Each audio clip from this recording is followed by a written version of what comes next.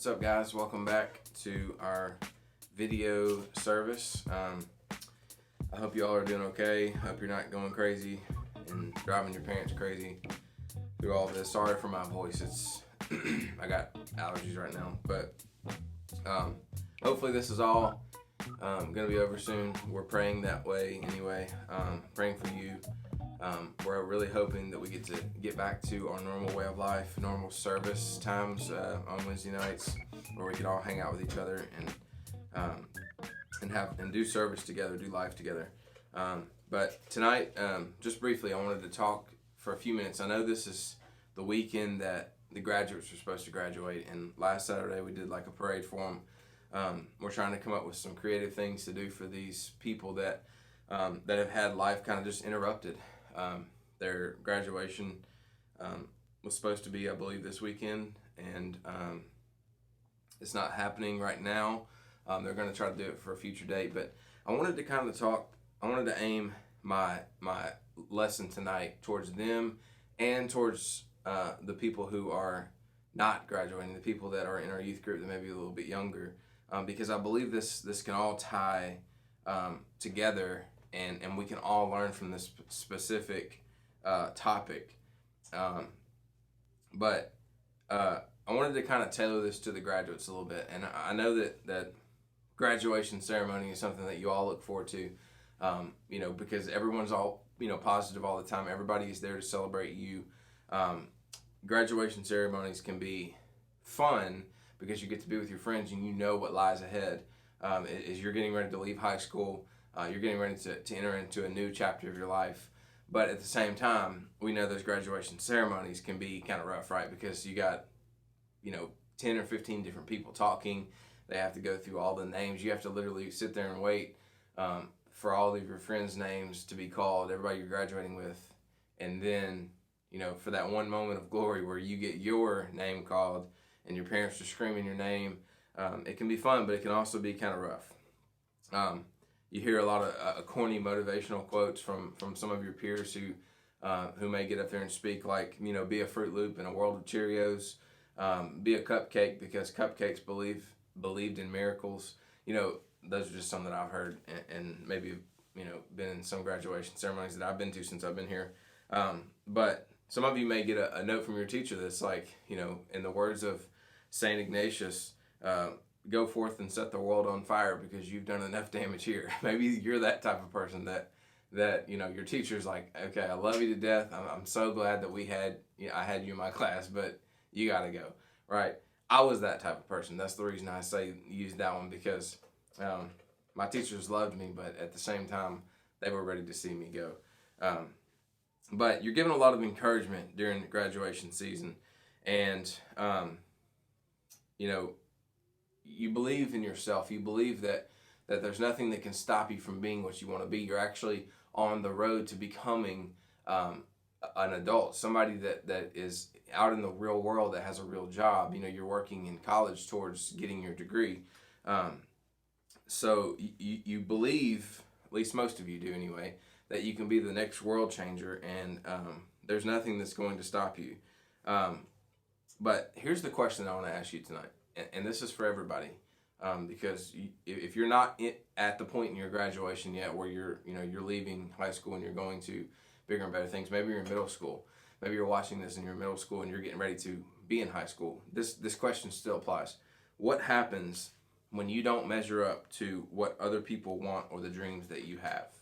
What happens whenever you have these high hopes and these goals for yourself and you don't reach them? What happens when you disappoint people? What happens when you make a mistake or experience a setback in your life to the plans that you may have? What happens when you procrastinate? You wait too long and you fail one of your classes that you need, or make a bad relationship decision? What happens when you make a not so wise decision that affects your immediate future? So the truth that I've experienced and that we know from the Bible is that we all have failures, and we all face trials, and we all face challenges in our lives. And we know that, and it seems kind of cliche, right? because you're always going to face trials and temptations. Well, the Bible talks a lot about facing trials and temptations, and it's not just simple ones, but those are the kind of the ones we're going to talk about today. The kind that may not be tragic, in your life. There's obviously worse things that could happen, but there are some that you sit and you think about. Some of you sit home and cry about, and you wonder to yourself, why did I make that decision? I don't know why I did that, why I said that, because now it's affected me in ways that I wasn't prepared for. And so when we read scripture, obviously Jesus spoke a lot about having troubles, and John 16:33 says, in this world you will have trouble. He's talking about spiritual trouble. You're going to have people that just don't like you because of who you are and what you represent. But he says, take heart, for I've overcome the world. And so troubles in and of itself can be multiple different things. It doesn't just have to be people hate you because you're a Christian, right? We see a lot of that in the world today, but trouble can mean anything that happens in your life that changes the course in which you are traveling. It could be something that you never saw coming, right? We experience a lot of failures and a lot of setbacks and a lot of heartache in our life, and so what he's talking about here are those things, the things where we need to turn to Him in order to get comfort and relief from. So the question is not, will you experience failures and setbacks? It's how, when, why, and where. And even for those of you that have a really strong faith, those questions still remain that we have to answer. How, when, why, and where. Think of it like this. Any car that you drive, or you potentially drive in the future, or your parents drive, is going to need maintenance at some point in time, okay? That doesn't mean it's a bad car. It's just a reality that when you own a car breaks down at some point, right? It's not a question of if it will break down. It's a question of what will break down, when it will break down, and where it will break down. And sometimes the where can be kind of sketchy. Sometimes you break down in the places that you don't want to break down. But that's why you can buy car insurance. That's why you can buy warranties for the car that you drive, things that help you prepare for what lies ahead, what you already know is coming, okay? So even if you buy a brand new Mercedes or an Escalade, a brand new car, at some point in time, the reality is that car is going to need maintenance and repairs. Doesn't matter. In the same way, your faith is strong. It could be potentially strong right now, but you are going to encounter challenges. And I don't mean this to be depressing, because we always want to encourage each other and build each other up. But I actually think that a gut check here sets us up for greater faith in the future, because it can cause us to be more prepared for the challenges that we know are coming.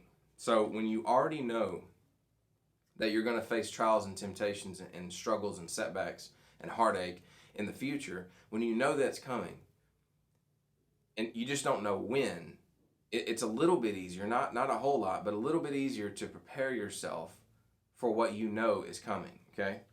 I believe that the Bible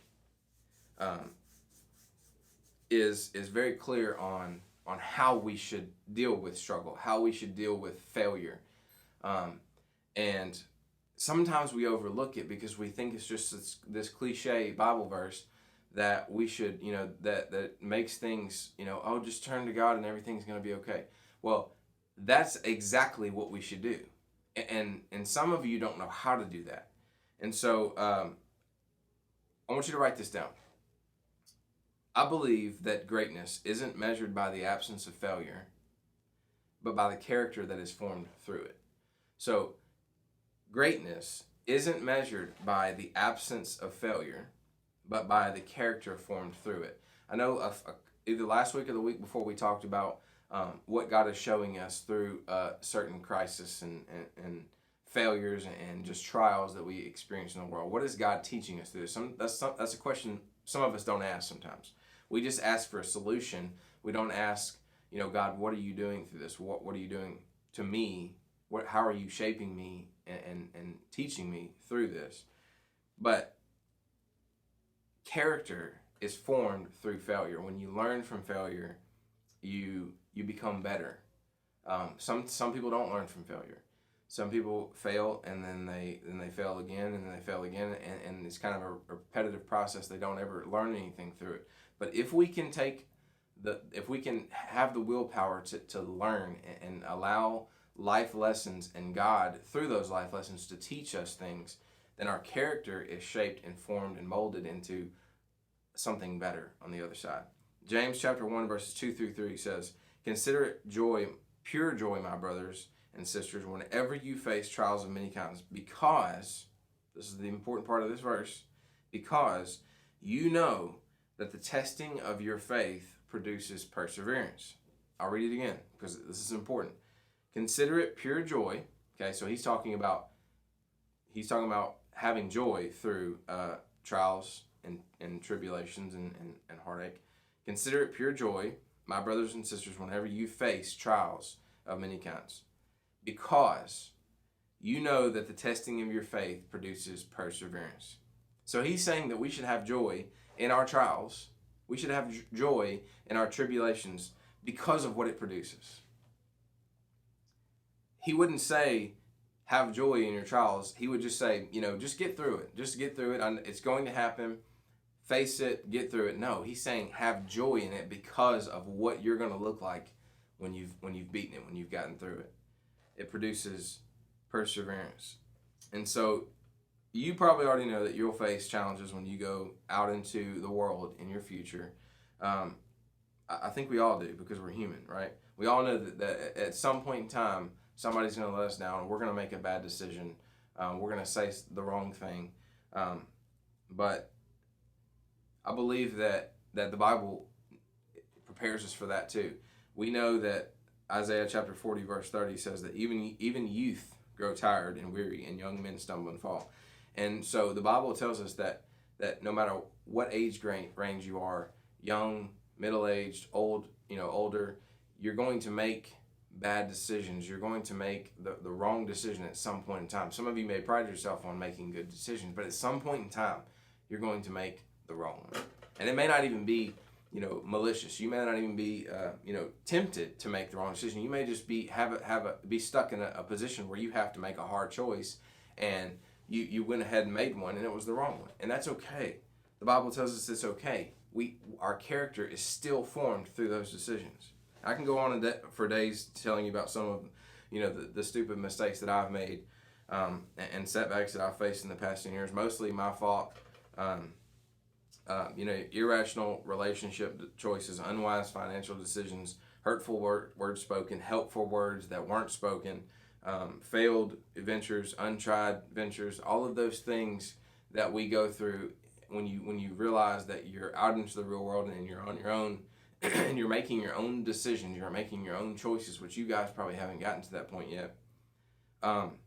You're going to run across those, and some of those are going to be your own fault, some of them won't be. But that's nothing new. I'm not the only one who's experienced challenges. If you look around at the people that you admire, the people that you idolize almost in a bad way, they've all had challenges. They've all had setbacks. Why? Because failure, if you're a Christian, now we're separating the worldly from the Christian world, okay? Failure in the world, in the Christian world, in Christian life, through Christ becomes the foundation of the transformation of our character. So failure in our life through Jesus, through what he accomplished on the cross, through what he represents, is the foundation of greatness that transforms our character, that changes us into somebody that is a powerful person in the kingdom of God. And so the question you have to ask yourself is, will you let your struggles define you, or will you lean into Jesus? Will you realize that there is something happening here, that there is a shape taking place in your life, that God is molding you into who he wants you to be? Will you allow that to happen? Will you allow those struggles to be the transformation of your character? Let me read you a passage that comes around in verse 30 from the book that I just shared just a few minutes ago. It says, do you not know? Have you not heard that the Lord is the everlasting God, the creator of the ends of the earth? And he will not grow tired or weary, and his understanding no one can fathom. He gives strength to the weary and increases the power of the weak. And even youths grow tired and weary, and young men stumble and fall. So that's the beginning of that verse. But here's the best part. But, okay? It says but. Now, this is the most important word in this entire passage. Now, we can make but jokes all day long, but this is the most powerful word that precipitates praise, okay? It's the most important word in this passage. It says, but those who hope in the Lord will renew their strength, and they will soar on wings like eagles. They will run and not grow weary. They will walk and not be faint. Now, that's probably a verse you've heard before. That's probably a verse that you've seen on coffee cups, that somebody's messaged you when you're having a hard time. But the most important word still in that verse is the word but, because it comes after and before. It comes after the tough things that God says, hey, you're going to have to deal with these things. These things are coming. And then it comes before the passage that really lifts you up, that really encourages you. And so this passage does not say that we will go without challenges. We all grow tired. We all grow weary. We all have trouble. We all feel like we just don't want to do anything. Some days we're just miserable, right? We all stumble and fall. We all experience setbacks and failures. That's part of being human. But sometimes perspective is important. Sometimes understanding that you are not the only one who is going through those issues. You are not the only one who has failed, even on a massive scale. You are not the only one who has ever made it, who has ever come out of the other side of a failure and been something or been somebody. You're not the only one who's done that. And it takes work. It takes hard work. It takes a lot of prayer. It takes a lot of leaning into who Jesus is as a Christian. Now, I'm going to use some secular worldly people as examples, because I know I looked up a few of these and they're quite interesting.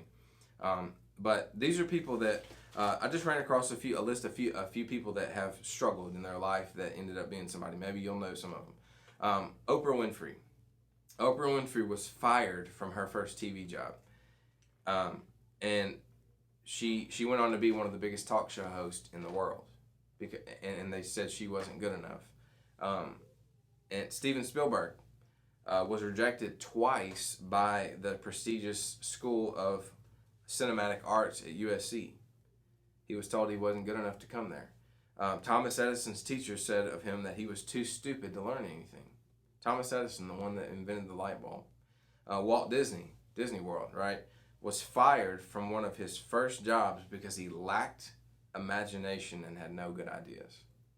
He lacked imagination and had no good ideas, and he created what we know as Disney World. So it's a good thing that greatness isn't measured by the absence of failure, but by the character that is formed through it. Otherwise, we would not have many of the major leaders in our church, okay? Now we're shifting to the spiritual world.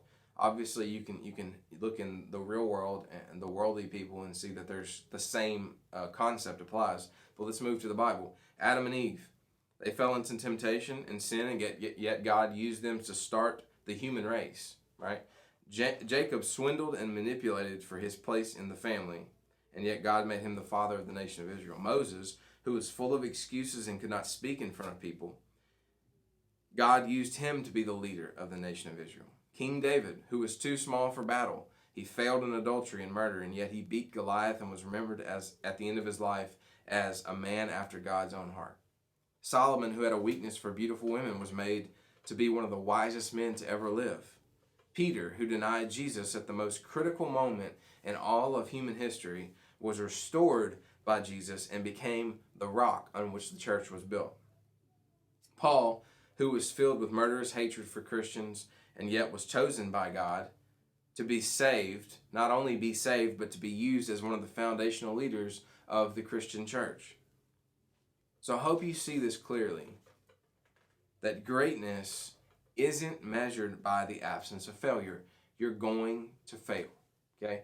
And I promise you that I'm not saying this because I want it to be depressing or discouraging. I'm trying to actually encourage you. Greatness isn't measured by the absence of failure. but the character that is formed through it. And so you have to ask yourself this question. If you knew that God was going to turn you into somebody, but the only stipulation that was given was that you had to go through times in your life that you weren't going to succeed, that you were going to fail, maybe on a massive scale, would you do it? Or would you rather just take the place of somebody who is average, that doesn't share the same principles that God does, that doesn't care about leading people to Christ, that doesn't want to be somebody, just average person, and stay in their house all day? And even then, even the beautiful thing about this is even then, even if you choose to be the latter part of this, you're still going to fail. It is inevitable. It is going to happen. You're still going to fail. But the question we have to ask ourselves is, are we going to be strong enough in our faith to allow God to move us and shape us and mold us into somebody that can be used for his kingdom? Now, you may be in a position in your life right now that's different from somebody else. You may be somebody who is strong in their faith, that is doing everything that they possibly can to reach people for Jesus, to invite them to church, to do all of these things. And the thing is, you're still going to fail. You're still going to go through a season of your life where you don't feel adequate enough to do the things that you're doing right now. And on the flip side of that, you may be in a position right now where you're going through life and you're struggling bad, and you don't know how God is going to use you in this moment, in this season of your life, to be somebody that can be, a shoulder to cry on for your friends, somebody that can be encouraging, somebody that can share scripture with your friends, and you just don't feel very strong right now. You feel very weak, right? No matter what position you're in, there is a place for you in God's kingdom. And sometimes, some of you may be going through the season of your life where you're being molded, where you're being shaped, where you're being formed, where the character inside of you is being transformed. And then on the other side, you are going to be required or asked by God to do the things that he wants you to do. So remember that no matter where you are or who you look at it and they seem like they're in a much better place than you are. Like, you look at your friends and you go, man, they're on fire for God. They're going out, they're teaching Bible study lessons, they're sharing their faith with their friends, they're sending encouraging messages every day. They got their life in order, right? And you're like, I don't. I keep, struggling with my faith. I keep failing every time I try to, do something. I have setbacks in my relationships. I have setbacks in my home. I have setbacks in my prayer life. All of those things seem to be holding you back, right? But what you have to understand is that if you trust in who God is, there is something being transformed inside of you. You have to allow it to happen. And you have to be okay with the failures that you face. If you walk alone, apart from Jesus, you will stumble through your circumstances for the rest of your life. But if you walk with Jesus, you will do exactly what Isaiah 40:31 says, that you will soar on wings like eagles, and you will run and you will not grow weary, and you will walk and you will not grow faint. So, if you're a graduate, if you're somebody who's getting ready to move on to the next season of your life, I know this pandemic and virus is creating havoc in the world right now, and I'm praying for you guys, and I'm really sad that you're not able to experience the same thing that every generation before you has been able to experience as far as graduation is concerned. We're hoping that will change. We're hoping that will give you something, in the summertime to kind of supplement what's already been done. But if you're a graduate and you're getting ready to move into the next season of your life in the fall, please remember that the entire passage that I just read, the things that you will need to understand about failure, that you will be weary, that you will be weak, that you will grow tired, that you will stumble and fall. Remember that but that comes right after that. Those who hope in the Lord will renew their strength. Their strength will be renewed, and they will soar on wings like eagles. And for those of you that are not graduating, that are still going through school, that are still experiencing the struggles Maybe not right this minute, but maybe you're experiencing a different type of struggle because you're stuck at home with your family and you can't go out. But when you get back to school and you're in that environment where you're living your adolescent childhood, you're going through middle school, you're going through high school, and you're experiencing all of the relationships and all of the different experiences that go along with being in those places. And by the way, you need to cherish them, because one day you're going to look back and go, man, life was easy then. But if you're going through those specific times in your life, this verse still applies, because you have failures of your own. You have setbacks and heartache of your own that you will experience. And this verse can be used for anybody. This is not just a verse that we just plaster on a coffee mug, that doesn't really mean anything. It's just, there's so much more in this than just a cliche Bible verse. There's so much more in this. Those who hope in the Lord will renew their strength. They will soar on wings like eagles. They will run and not grow weary. They will walk and not be faint. So here's the first thing you need to understand. God understands that you're going to struggle. There is not a bad decision that you can make that God did not foresee happening. There's not a bad decision that you can make. There's not a failure that you can have. There's not a setback that you can experience that God is not already prepared for. And so, if we maintain that attitude that God is still in control, that He knows that I'm going to fail, but that Isaiah 40:31 was written for me, that if I hope in the Lord, He will renew my strength. If you remember that, if you can keep that attitude of faith throughout your entire life, whether you're in middle school or whether you're 40 or 50 years old, if you can keep that attitude of faith, even though you're going to struggle and even though your faith is going to struggle at times, maintain that attitude of faith that if we hope in the Lord, our strength will be renewed. You will be transformed into somebody that you can be proud of, somebody that God is looks down and sees they are one that is after my own heart, a man or a woman that is after my own heart, just like David did. All of these people in the Bible struggled. They struggled mightily. In fact, some of the things that they did and the failures that they had, you go, man, there's no coming back from that.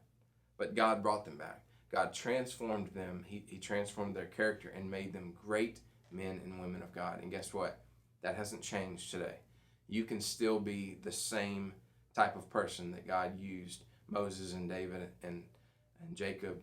All of these people that had failures and had problems and had issues, God used them for great, extraordinary things. And God wants to use you too. So my advice to you, my challenge to you, is don't let your struggles define you. Instead, lean into who Jesus is and allow Him to create in you somebody that has hope in the Lord, that every single day they wake up, their strength is renewed.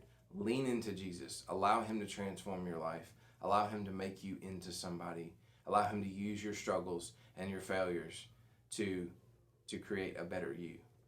So that's my challenge for you guys tonight. I hope you're all having a great week, and we hope to see you soon.